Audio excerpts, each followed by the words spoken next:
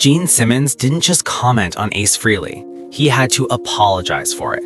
And once an apology enters the story, the damage is already done. Because this wasn't a random remark. It happened after Ace Frehley was gone.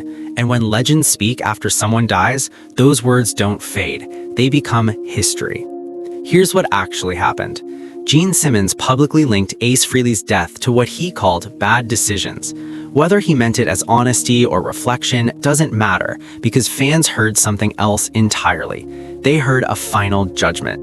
And the backlash was immediate. Longtime Kiss fans flooded social media, not to defend Ace's flaws, but to defend his legacy. Because Ace isn't here to push back. He isn't here to explain. He isn't here to remind people what he built.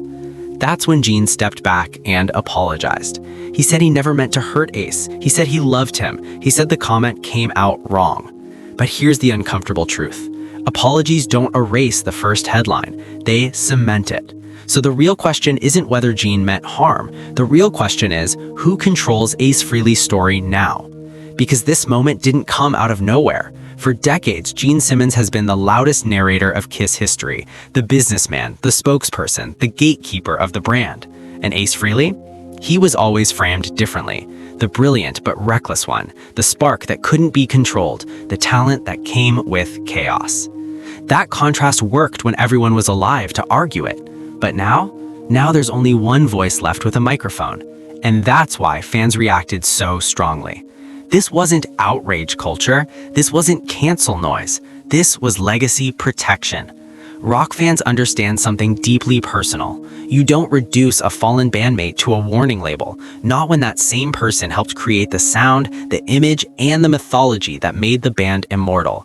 Ace Frehley wasn't perfect. Fans know that. But he was essential. The Spaceman wasn't a side character, he was the danger, the unpredictability, the reason Kiss didn't sound safe. And when Gene's comment framed Ace's life through a single lens, fans heard something louder than words. They heard revision. That's why the apology didn't end the conversation, it shifted it. Because now the story isn't, did Gene go too far? It's, is Kiss history being managed instead of remembered? And that's a dangerous place for any legacy. Not because it hurts sales, not because it hurts streams, but because it erodes trust. Once fans believe history is being edited, every interview feels strategic, every quote feels calculated, every tribute feels incomplete.